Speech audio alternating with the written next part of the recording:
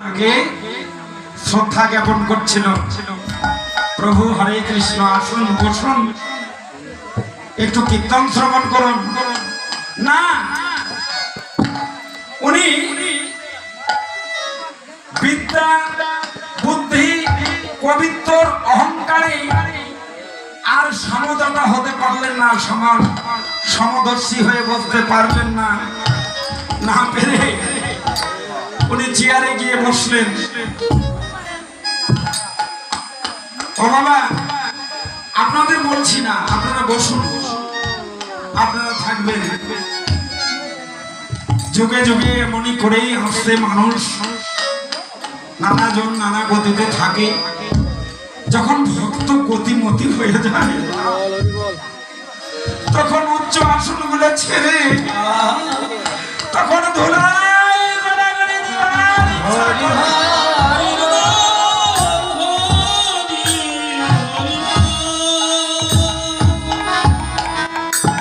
যেমন বাড়ি করেছিলাম 10 তলা, তখন শক্তি সামন্ত ভালো ছিল। 10 তলার উপর তলায় আমি থাকি। হরে কৃষ্ণ। কতজন 10 তলা 20 তলা দিয়েছে না বাবা? কতজন দিয়েছি? আর বাকিগুলা ফ্ল্যাট সব ভাড়া দিয়েছে, কিন্তু এই যে 10 তলায় উপর তলায় থাকে,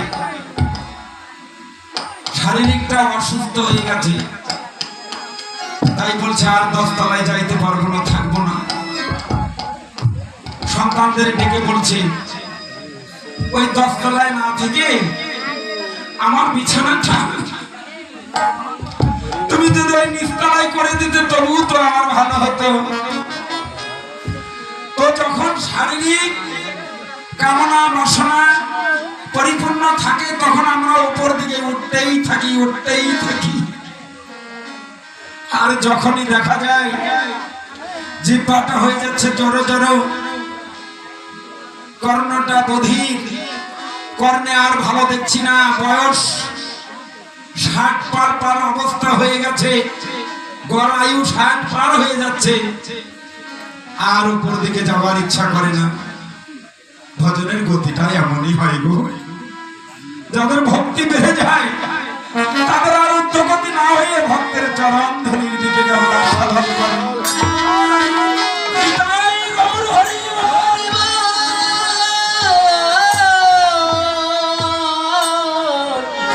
হরি হরি তাই আমাদের গতিবিধানগুলো এমনই হয় গো, বিদ্যা বুদ্ধির অহংকারে আর সমঝোতা হয়ে বসতে না পেরে ঠিক যেন চেয়ারে গিয়ে বসলেন অফিসালয়ে। সেখানে বসার পরে কিছুক্ষণ কীর্তন শ্রবণ করে বিদায় নিয়ে চলে গেলেন। রাস্তার মাঝপথে গিয়ে বলছে একজন ওনার সঙ্গী, খুবই ভক্ত পরায়ণ, তাকে ডাক দিয়ে বলছে, কিরে অমূল্য, আচ্ছা এই হরিবাসরে মাঝে মধ্যে দেখি ওই যে সবাই চরণে হাত দিয়ে কি যেন দৌড়াদৌড়ি করে, এগুলো তো কিছু আমি বুঝলাম না। ও, আপনি তো এটা অতখানি বুঝবেন না। সাধু মহৎ যারা, তারা একে অপরের চরণ ধরে নিয়ে অঙ্গে মাখে। কেন অঙ্গে কেন মাখে? অঙ্গে কেন মাখে? মানব জন্ম ধন্য করবার জন্য, কৃষ্ণ প্রীতি অর্জন করবার জন্য, সাধু সঙ্গ করবার জন্য। তো আমি কিন্তু ওইভাবে কিন্তু চরণ ধরে নিতে পারলাম না। তবে আমাকে একটু কৃপা করবি, ওই সাধুর বাজারে গিয়ে একটু চরণ ধরে নিয়ে আমাকে এনে দিবি।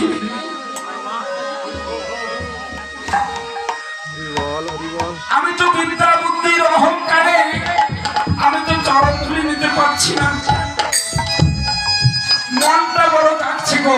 ওরা কতজন চরণ ধরে নিচ্ছে, তো আমাকে যদি একটু চরণ ধরে এনে দেশ তাহলে আমিও ধন্য হব। এমন করে বলছি।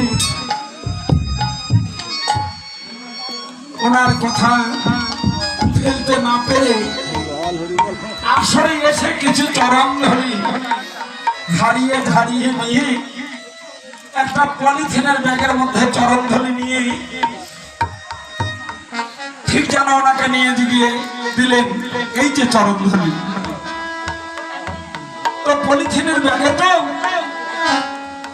চরণ ধরিটা নিয়ে বাড়িতে গিয়ে হাত মুখ ধৌত করে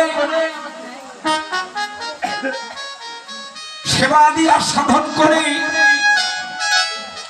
এবার বিছানায় বসে মনে মনে চিন্তা করছে এখন আমি ওটা খুলে দেখব। তো পলি ব্যাগের মধ্যে তো পলি ব্যাগটা হাতে নিয়ে এমনি করে বোলায়ে বোলায়ে দেখছি আর মনে মনে বলছে না কই কৃপা, কৃপা তো নেই। আবার টেবিলের উপর রেখে আবার শুয়ে থাকি, কিন্তু ঘুম ধরছে না। বারবার মনে একটাই দোলা দিচ্ছে আমি তো একজন, ওখানে কতজন এখনো গুনলে 100 জন পার হয়ে যাবে। কতজন তারা একে অপরের চরণ ধরে নিচ্ছে, আমি একজন দুজন পাগল হলে তবু স্বাস্থ্য, কিন্তু এরা কি সবাই পাগল হয়েছে? আর ওই চরণ ধরেই তো আমি নিয়ে আসলাম, কেন আমার কাজে লাগছে না বলো? আমার বিছানায় বসে আবার চরণ ধুলে পলি ব্যাগটা নিয়ে আবার বোলায়ে বোলায়ে দেখছি। বারবার বোলাইতে বোলাইতে পলির ব্যাগটা একটু ফেটে গেছে।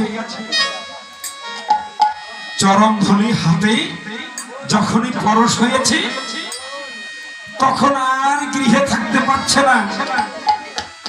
এইদিকে রাসলীলা শুরু হয় অবস্থা, অভিযান শেষ পায়।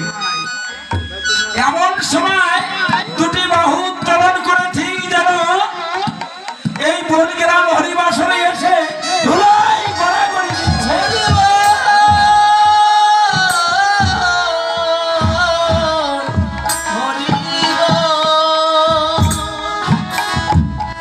বলছে আমি যতদিন সঙ্গ করেছিলাম আমি হয়তো ভালো সঙ্গ করতে পারি নাই। যতদিন এই ধুলিকণা পলি ব্যাগের মধ্যে ছিল অঙ্গ পরশ হয় নাই, ততদিন তো আমি এই ভক্তের চরণ ধুলির মর্যাদা বুঝি নাই। এ কেমন ভক্তের চরণ ধুলি, আমি যে আর ঘরে থাকতে পারছি না, তাই ছুটে এসে ধুলাই গড়াগড়ি দিয়ে বলছে আমার চরণ ছাড়া ছাড়া করে না গো,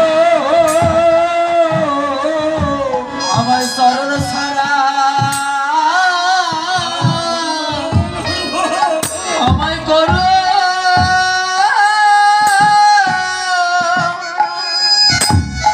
ওরে করো না গো। ও ভক্ত হে আমায় চরণ